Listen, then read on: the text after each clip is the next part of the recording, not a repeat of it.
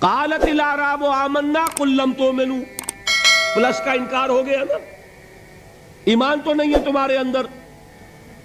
ولیکن قولوا اسلمنا، درمیان میں آ گئے. ولما يدخل الایمان فی قلوبکم، مزید تاکید ہو گئی ایمان تمہارے دلوں میں داخل نہیں ہوا. لیکن اب آگے چلیے. وَإِن تُطِيعُوا اللَّهَ وَرَسُولَهُ لَا يَلِدْكُم مِّنْ أَعْمَالِكُمْ شَيْئًا، اگر تم اللہ اور اس کے رسول کی اطاعت کرتے رہو گے اللہ تمہارے عمل میں کوئی کمی نہیں کرے گا.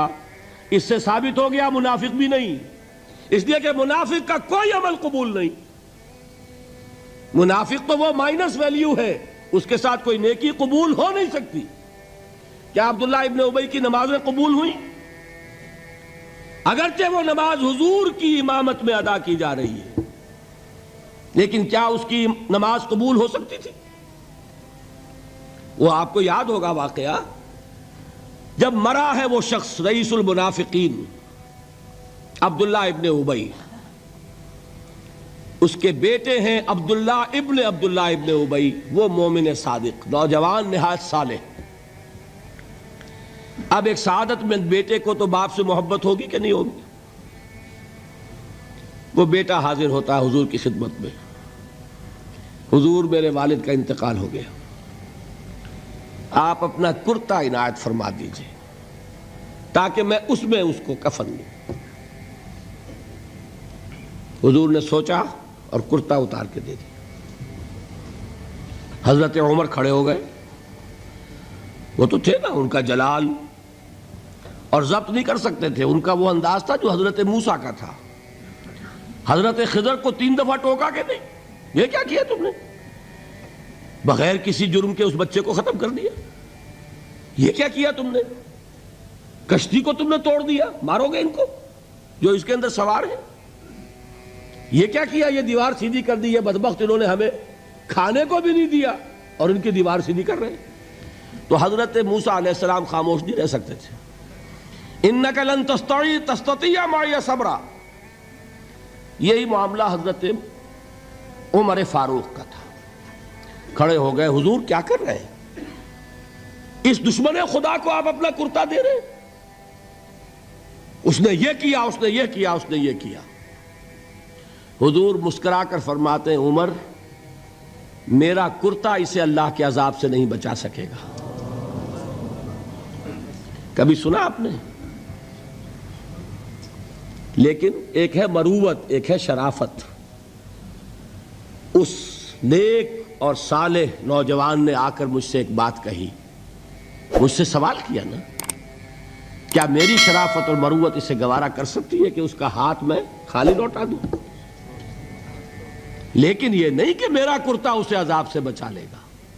لیس للانسان الا ما سعی وان سعیہ سوف یری، نہیں ہے انسان کے لیے مگر وہی کچھ جس کے لیے اس نے محنت کی، بھاگ دوڑ کی.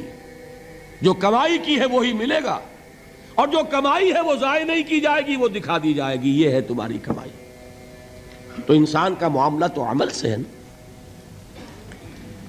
اور میں یہ بھی بتا دوں، لطیف باتیں ہیں یہ کرتا حضور نے دیا کیوں؟ ایک تو آپ کی شرافت اور مروت. اسی شرافت اور مروت کا ایک اور پہلو یہ تھا، حضور اس شخص کا ایک احسان اپنے اوپر سمجھتے تھے. غزوہ بدر میں حضرت عباس حضور کے چچا کفار کی طرف سے آئے تھے، ایمان نہیں لائے تھے اس وقت تک، اور وہ اسیران بدر میں تھے. بدر کی جنگ کے بعد جو قیدی تھے ان میں عباس بھی ہیں رضی اللہ تعالی عنہ. ان کو پاس کرتا نہیں تھا، کرتے کی ضرورت پیش آئی. وہ طویل القامت انسان تھے. عبداللہ ابن ابی نے اس وقت کرتا دیا تھا عباس کو. اس کو محمد الرسول اللہ اپنے اوپر ایک احسان سمجھتے تھے کہ میرے چچا کو اس شخص نے ایک وقت میں کرتا دیا تھا. آج در حقیقت محمد الرسول اللہ صلی اللہ علیہ وسلم نے اپنے اس احسان کا بدلہ چکایا.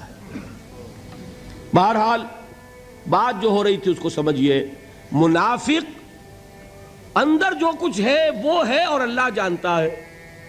اللہ کا رسول جانتا تھا لیکن اس نے اس کو چھپایا اور تاکید کر دی. جس کو بتایا بھی ایک صاحب ہے حضرت حذیفہ ابن یمان. کچھ منافقوں کے نام بتا دیے تھے آپ نے یہ میں واقعہ آپ کو پورا سناؤں گا جبکہ نفاق پر گفتگو ہوگی، لیکن ساتھ ہی کہہ دیا تھا دیکھنا کسی کو بتانا نہیں، یہ میرا راز ہے تمہارے پاس۔ اب لوگ ان سے پوچھتے بھی تھے، وہ بتاتے نہیں تھے۔ ان کا نام پڑ گیا صاحب و سر نبی، یہ نبی کے رازدان ہیں، ان کے پاس نبی کا ایک راز ہے، وہ راز ہی رہا۔ میں بتاؤں گا کہ کس نے پوچھا تھا، وہ تب نفاق کی حقیقت سمجھ میں آئے گی۔ بہرحال یہ بات سمجھ لیں، قانوناً ایک شخص مسلمان ہے، حقیقت کے اعتبار سے اس کی تین شکلیں ہو سکتی ہیں، یا مثبت طور پر مومن اور ایمان کے درجات بے شمار ہوں گے، +1 سے لے کر +انفینٹی تک، یا منفی طور پر منافق، -1 سے لے کر اور -انفینٹی تک، اور درمیان میں ایک زیرو کا مقام بھی ہے، نہ منافق نہ مومن، بس وہ مسلمان ہے، وہ ہے جس کو فرمایا گیا ان تطیعوا اللہ ورسولہ۔